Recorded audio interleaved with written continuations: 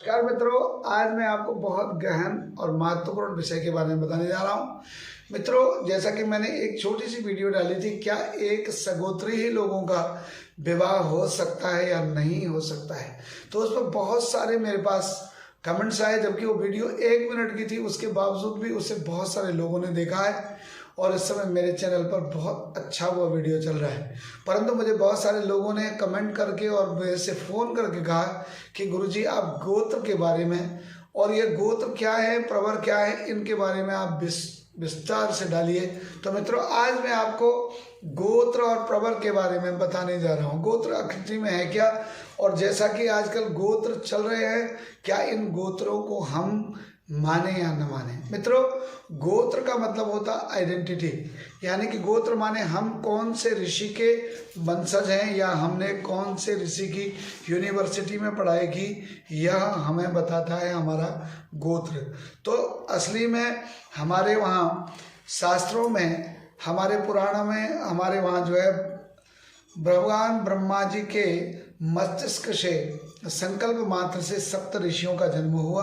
सप्त ऋषि प्रकट हुए, उनमें अत्रि, अथर्वा, मरीचि, अंगिरा, पुलस्त्य, वशिष्ठ और भृगु।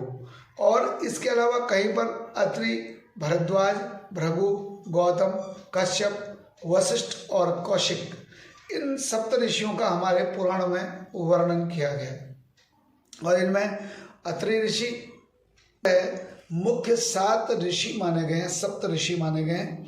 और इन सप्त ऋषियों से ही जो है आगे जा कर के हमारी वंश परंपराएं, यानी इन्हें प्रजापति भी कहा गया। जैसे कि अत्रि मुनि से अनुसुईया जी का विवाह हुआ और उनसे उनके 3 पुत्र पैदा हुए, दत्तात्रेय और उनके चंद्रमा और साथ ही साथ दुर्वासा। और उन्हीं के अंतर्गत पढ़ने वाले जितने भी विद्यार्थी लोग हुए, वो सब अत्रि मुनि के शिष्य कहलाए और अत्रि गोत्री हुए। अब आगे आता है कि गोत्र के बाद जब हम कभी भी विवाह आदि कर्मों में खड़े होते हैं, तो वहाँ पर कन्या पक्ष या वर पक्ष की तरफ से आचार्य जो लोग पूछते हैं, वहाँ पर किंग गोत्र किंग प्रभस्य किंग शाकिनम किंग वेदाध्याय न कस्य शर्मणस्य प्रपौत्राय पौत्राय पुत्राय किम नामने श्रेष्ठ बनायो। तो मित्रों, ये असली में है क्या, क्योंकि देखिए ये बड़े दुख की बात है कि हमारी वह वैदिक परंपरा, वह सनातन परंपरा धीरे धीरे लुप्तप्राय होती जा रही है। आज लोगों को अपना गोत्र तक मालूम नहीं है। अभी एक बहुत आपको विनोद की बात बताऊं, मैं एक भागवत कथा में गया था। सार्वजनिक भागवत कथा में जब प्रारंभिक पूजा शुरू करी, तो हमारे सामने एक यजमान जी बैठे थे। मैंने उनसे पूछा कि आपका गोत्र क्या है। तो मित्रों, मैं आपको बताऊं कि मुझे बहुत ज़्यादा उसको सुनकर दुख भी हुआ और हंसी भी आई। उन्होंने मुझे बताया कि मेरा गोत्र काली मेथी है। अब समझ सकते हैं कि काली मेथी क्या कोई गोत्र होगा।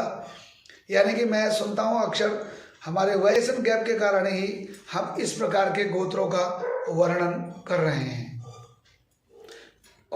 मित्रों, हमारे वहाँ सबसे पहले गोत्र हुए, सप्त ऋषियों से गोत्र शुरू हुए, और उसके बाद उन सप्त ऋषियों के वहाँ उनके आने वाले वंश में कुछ लोग विशिष्ट भी हुए।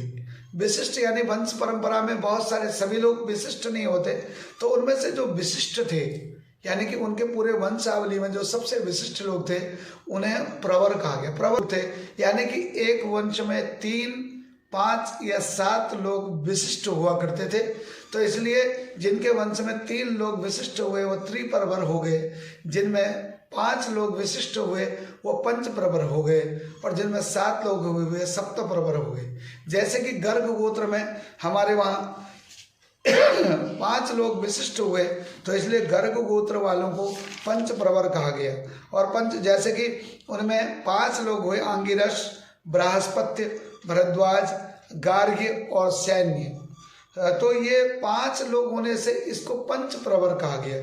और जैसे कश्यप गोत्र में 3 प्रमुख लोग हुए, तो उनमें 3 प्रमुख लोग हैं, कश्यप, असित और दैवत, इसलिए ये त्रिप्रवर हो गए। तो ये प्रवर हो गया। और प्रवर के बाद आगे आता है, अब हमारे वहाँ प्रवर के बाद आता है वेद। यानी कि अब वेद तो एक था, भगवान वेदव्यास जी ने उसकी बृहत्ता को देखते हुए उन्हें 4 भागों में विभक्त किया। फिर चारों में भी एक वेद को पूरे एक वंश परंपरा में पढ़ना, उसको समझाना, उसको समझना कठिन होने के वजह से फिर उनकी शाखाएं बनाई गई, जैसे माध्यान्धनी शाखा और शुक्ल यजुर्वेद, कृष्ण यजुर्वेद, हमारे वहाँ बहुत सारी शाखाएं आदि बनाई गई। और शाखाओं के बाद भी फिर जब शाखाएं भी विस्तृत हो गई, फिर और थोड़ा सा हम लोग आलसी हो गए, हमारी आयु कम होने लगी, हम उसको विस्तार से न पढ़ सके, तो फिर ऋषियों ने उनमें सूत्र बनाए, यानी कि उन सूत्रों को पढ़ने के लिए, जैसे दुर्गा सप्तशती में हमारे वहाँ एक रात्रि सूक्तम आता है। तो रात्रि सूक्तम भरद्वाज ऋषि के 10 पुत्र हुए और उनकी एक पुत्री हुई, तो उस पुत्री का नाम ही रात्रि था। तो इसलिए रात्रित्याधिष्ठचर्य से सुक्त कुशिक शोभिरो रात्रि व भारद्वाज ऋषि गायत्री छंद देविया महात्मा पाठे विनियोग करके उसमें एक विनियोग आता है। तो वो रात्रि उसका नाम था।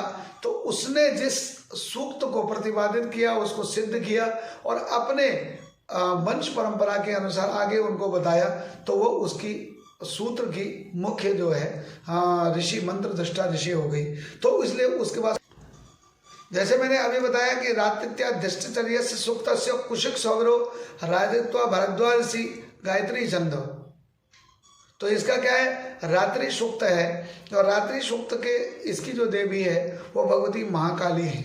तो ऐसे ही क्या है कि उसको जो जिस सूक्त को बताने वाले थे, उस सूक्त के देवता जो होते थे, वो देवताओं को उस कुल का देवता, यानी कि उस सूक्त को जानने वाले जितने लोग थे वो एक कुल के लोग थे। यानी कि जैसे हमारे यहाँ इष्ट देवताओं में मैंने पहले बताया था कि हरजू और सैमजू शिव के रूप हैं, परंतु ये किस कुल के हैं, श्री कुल के देवता हैं। वैसे इनका जो कुल होता है, उस कुल का एक देवता होता है, उसे उसका कुल देवता कहा जाता है।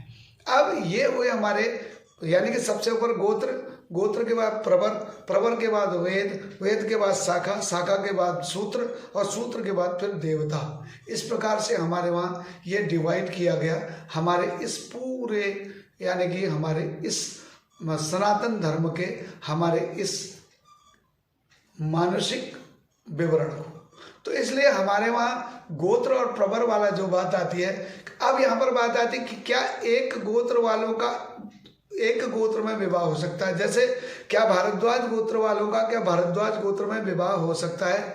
तो कितनी जगह मैं देख रहा हूँ, मैं सुनता हूँ, मैंने पढ़ा भी है।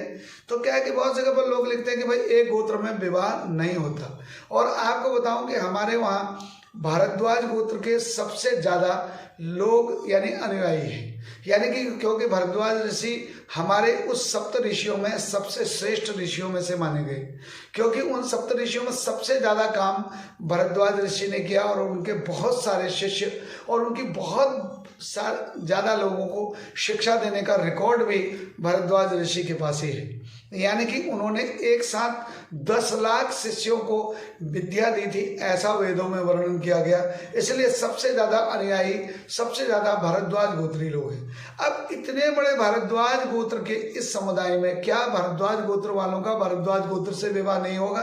तो बहुत सारे लोग कहते हैं कि भाई नहीं होगा, वो केवल इतना छोड़ करके उससे मुक्ति पा लेना चाहते हैं। परंतु मित्रों, आज मैं आपको क्लियर बता देना चाहता हूँ कि एक गोत्र का मतलब क्या है, एक गोत्र वाले का क्या विवाह होगा या नहीं होगा, ये जानने के लिए देखिए